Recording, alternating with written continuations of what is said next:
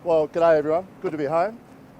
Great to see the players again, but even more exciting with a new sponsor, which is fantastic. I know it'll be a great ride, John.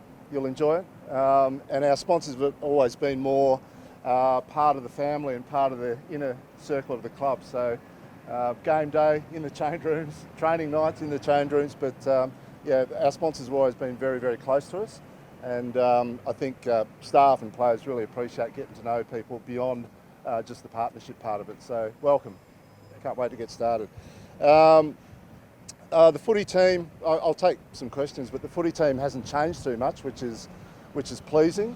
So for the first time in about 3 years, being able to stand here and say that we've got 25 players from the previous year and only 5 new ones coming in. So we've got a little bit of stability. We've gone through the rough patch of the expanding comp. Fantastic that the league's committed to the competition starting up again. That's another bit that was, in limbo there for a little while, but definitely committed to get going again next year and get things happening. I think they've committed to the 9 home and away and the 3 finals too, which is pleasing. That was their plan a couple of years ago, and to gradually grow the competition over the years. But all of that sort of has been a little bit sort of shaky given the circumstances of the last 6 to 8 months or so. But yeah, that's all I've got to offer. I've been on holidays for 6 months, so anyone need to ask me anything, fire away. Yeah, G'day Marco, how are you mate? Good to see you mate. Yeah, how was Switzerland, all right? Fantastic mate, yeah. It's really interesting to see how they handle everything over there, given everything that's going on, and sports. We think sport's important to us as Australians, but it's important to everyone. And they charge on ahead, and as you know, there's a whole heap of Champions League games going on last night, and all those sorts of things. So it's amazing how they just got on with it. Different countries in different ways. I don't know. The French just sort of ploughed ahead with all their big events. Other sports sort of pulled back a little bit, but it was tricky. It's uncomfortable for everyone, no doubt, but it's been interesting to see different places cope with different ways of going about things. How much did you learn over there? I mean, did you pick up anything you can bring back here, or is it more we're doing it all right here and there, it's the way to go? I did 12 weeks of German language course, Benny. So I don't know whether that might help me across the road over here at the German club, but I'm not sure where else. But the thing that struck me was, and I don't know, people who lived over there would know that AFL is actually quite popular, and it's little expat competitions popping up all over the place. So I was actually blown away by how many people know about our game, how many people watch and consume our game. They knew a fair bit about Lions AFLW. They certainly knew a lot about the boys on their charge through the finals. So it was actually really enlightening, and not just the expat population, but the amount of, I'm thinking at the Basel Dragons, for example, we've got a dozen or so locals who probably knew nothing about footy 3 years ago, who are now embraced it and right into it. So, and that's the same in France and Germany and a few other places as well. So it's been a real eye-opener for me from that point of view. Yeah. I heard you made a bit of a comeback, 35 touches. I did. Against the Lions. Yeah, I don't like to talk about it, Marco. It was. I've never been sorer. It took me a month to get over it, but it was such good fun, and you actually forget the belonging part of being in a team, and that's the bit for me, to show up every Wednesday night and train with them, play a game. That stuff about footy, when you've been out of the playing side of it a bit and not been actually a member of a club apart from what we do, that belonging to a group of people with like-minded people is so strong, and particularly when you're away from home. Yeah. Starcevich spoke about stability. How much of a benefit or how much of a thing is that going to give you heading into next year? Hopefully a lot, Ben, because one of the things our girls have been able to do across winter, which some of the other states haven't, is play state league.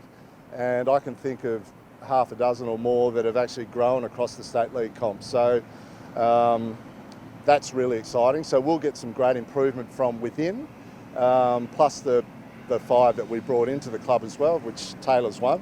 But that's the exciting part from our angle, that we've had some growth from within because of what they've been able to do across the winter. they're another year older. We've been the youngest team in the comp forever, so they're all a year older now and stronger and fitter and more skillful. So, you know, I've watched a lot of stuff on video with their state league, but it's nothing like being at training and actually seeing it. And already in the couple of field sessions I've seen, you can actually see the growth that players have made.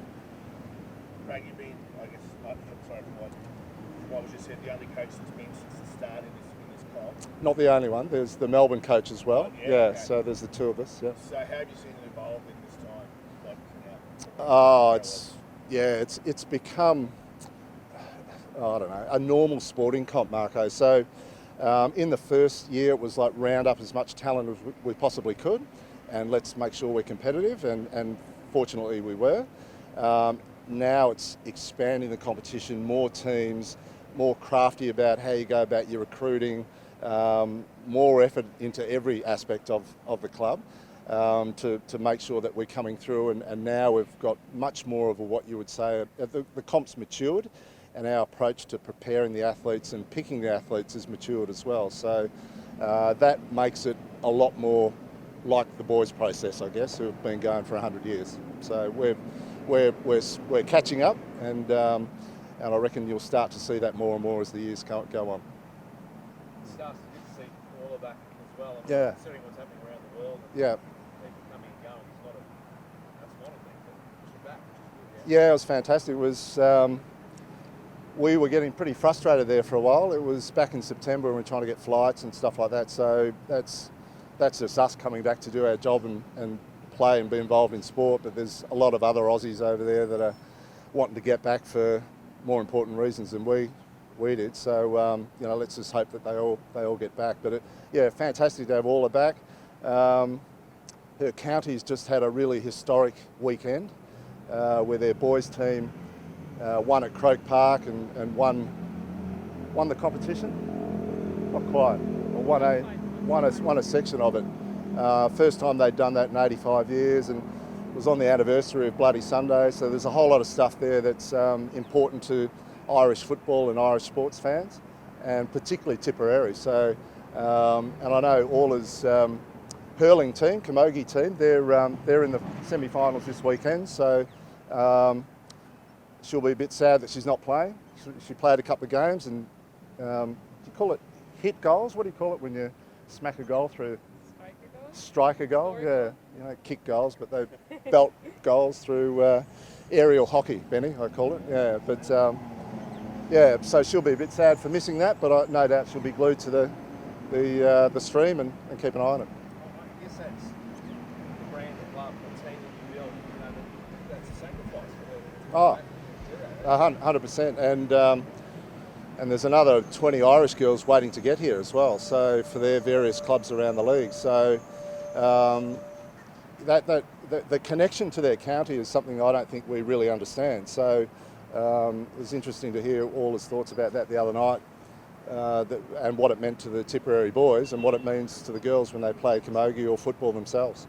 It's got to give you a bit of a tingle though to know that she wanted to come back and she could come back and she has. Yeah, and how impatient she was to come back. That was the bit that struck me.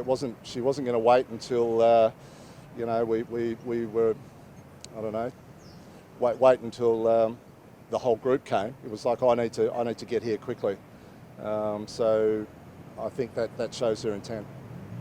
We're really excited at Price Attack for what's going to be an amazing partnership for us. We really see the values and the partnership to be a very strong one, and we see a real future with Price Attack and the AFLW, especially the Brisbane Lions. So we're really excited about it. Thank you.